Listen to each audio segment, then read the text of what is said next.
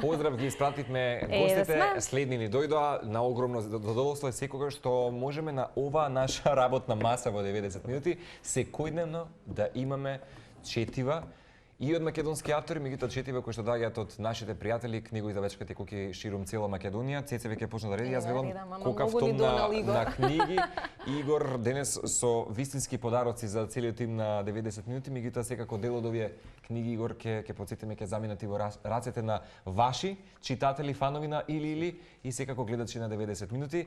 Драго нешто можеме денес повторно имаме Игор Ангелков од или денес присутен токму за да раскажеме на крајот од годината за новите четива, нови актуелности кои што доаѓаат. И за бројни активности. Игор, добре ни дојде во новото студио. За прв пат во ново студио. Цеце Марко, секогаш е задоволство да се биде со вас, или пред екранот, или уште подобро овде, знаеш. Како е периодов во телефонскиот разговор кој што го имавме вчера, ми спомена многу работи и промоции на книги и нови изданија кои што до крајот на годинава ќе се случуваат. Пред само неколку денови се случи нели промоцијата на книгата Молчи со отворена уста, за која што се така зборувавме, но во секој случај не очекуваат и неколку нови. Што се случува месецов кај вас? Или прилично активен периодов, стигнавме до бројката 178 во едицијата Проаза. Се надеваме дека следната година ќе прославиме еден убав јубилеј, 200 години 200 изданија, секако. И дај Боже. Дај Боже, да. Со тоа што ова е како некаква увертира за следната година, 2020-та, ако знаеме дека или стартуваше со функционирање 2002 година, значи следната година славиме полнолетство, 18 години од постоење на или како книжарница и како издавачка куќа, така што сето ова се подготовки за тоа што не очекува следната година. Еве споменавте книгата на Жане Молчи со отворена уста, страдање, соочување, созревање. Да, ја промовиравме минатиот четврток, една прекрасна промоција. Никако не успеав, Цеце рече дека било еден од поубавите мигови можеби за креирањето на оваа тековна 2019 година во една убава спокојна дружба да се промовира ова ново четиво. Знаете како, промоција на книга некогаш знае да биде прозаична, меѓутоа се обидовме и мислам дека успеавме барем според реакциите да направиме една фантастична промоција каде што имавме две одлични промоторки, Елизавета Баковска и Калина Малеска, музички дел, музички настап на Мухамед Ибрахими, виртуозот на имаме ни прекрасна илустрација сега да ги однесеме малку гледачите на ова за многу да може да. Така што еве додека говориме со Игор, вие ќе може да уживате малку и илустративно со овие видео елементи од оваа промоција на нашата Снежана Младиновска Ангелков. Па добро, малку е неблагодарно веројатно јас да зборувам за книгата на Жане, ама ајде, тука сме. Нели да кажеме дека после 8 години овој е втор роман, за првиот ја доби наградата роман на годината на Утрински весник за 11 жени. Долго се очекуваше оваа книга. Еве ја пред читателите, нели откако писател ќе го напише своето дело, веќе не е негово, им го дава на судот на читателите. Направивме убава промоција онака како што треба и всушност сиот овој период во месец декември, бидејќи нели се приближуваме кон празниците, некако посвечено се чувствуваме сите ние. Решивме сето она што во изминатиот период го издадовме како книги, да го промовираме и да го представиме пред публиката. Стартувавме со Жане на 28 ноември во МКЦ клуб ресторанот кај моите драги пријатели Владко и Тања. Веќе утре е втората промоција, тоа е промоцијата на новиот роман на Оливера Ќорвезираска со многу интересен наслов. Абот. Се прашував да не нешто не прочитам како што треба. Роман длабок 18 метри. Да. Абот е растение кое расте во дивина и онаму каде што ќе го пронајдете со голем процент сигурност е дека доколку копате надолу ќе пронајдете вода. Така што тој е еден предвесник на нешто убаво, на живот. На живот, точно. Да. Така што таа символика многу фино Оливера ја провлекува низ целиот роман. Утре вечер промоцијата е во Кинокултура. За разлика од промоцијата на Жане, оваа ќе биде низ разговор со Владимир Јанковски, каде што ќе биде класично прашање-одговор, меѓутоа тука и акторот Јовица Михајловски, кој или може да се појави и во онаа варијанта од Бушева Бушева азбука, не знаеме со Јовица што ќе се случува, меѓутоа веројатно ќе презентира дел од Неговата непредвидливост и е добра секогаш луцидност. интересна за Еве го тоа што Токму и така. последно, гледачите. ако може да се замрзне режија во ред, значи утре вечер ќе потсетиме во 20 часот Кино култура 6 декември, поточно петок, како што кажавме, книжевно промотивна вечер со Оливера. Така. Овој период исто така ни се случи една убава работа, доделувањето на Нобеловите награди за книжевност. Лани имаше скандал и не се додели Нобеловата награда. Не се сеќавам го потсетиме што се случи. Па да не кажуваме сега. Ајде, добро, да не ги зашто се да не работеше, отвораме може да нови рани. прогуглаат Добро. гледачите. Меѓутоа оваа година се реализира Оваа година двете награди се реализираа, значи и за 2018 и за 2019. За лани добитничка е полската писателка Олга Токарчук, а за оваа година е австрискиот писател Петер Хандке. Да. И случајно или намерно, бидејќи работиме добро во или, ние издавате. ние Ги веќе преведовте. ги имавме издадено тие книги како некаков Браво. предвесник на она што Тоа ми се само покажува случува. дека знаете каде, Сенс, што да сенс. да, Сенс. сенс. Чувство, Тоа е чувство. чувство, да. Така. За Не добри веруваат четива. четивата. Да.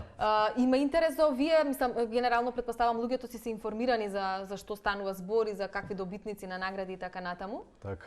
Доделувањето на Нобеловата награда за Петер Хандке предизвика прилично дискусија и коментари поради една негова политичка заднина од 90-тите години, така што прилично актуелно беше па дури и во интелектуалните кругови кај нас се отвори таа тема, така што беше доволна провокација за читателите да дојдат во или да ја побараат оваа негова книга која by the way е екранизирана од Вим Вендерс во 70-тите години, значи според оваа книга е снимен филм. исто имениот филм.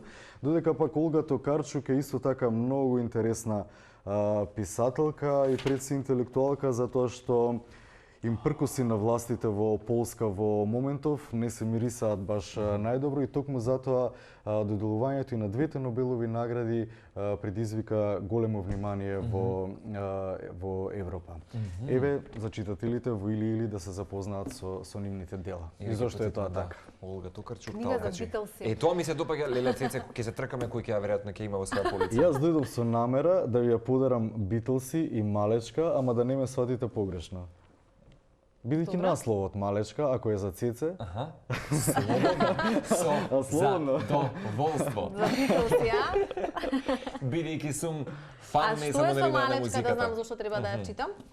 Малечка е фантастична книга, ни беше авторката минатата година на промоција овде во Македонија. Се работи за млада авторка со прва книга која предизвика голем интерес.